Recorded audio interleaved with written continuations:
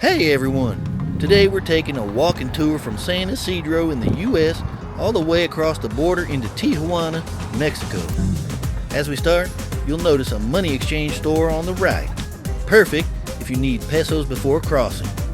By Labor Day 2025, the dollar to peso exchange rate is about 18.50 pesos per dollar, so it's good to plan ahead.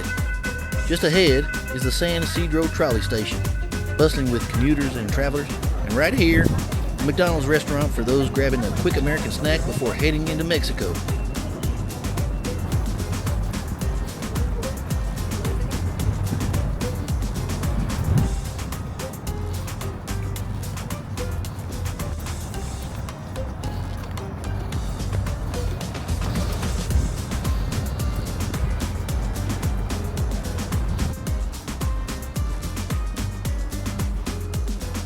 Now, as we get closer, you can see a huge Mexico sign marking the entrance. It's always impressive to see its size up close. You'll then pass through a heavy metal gate, one of the busiest land border crossings in the world. For obvious reasons, I'm not showing Mexico immigration, but once we pass through, we're officially in Tijuana.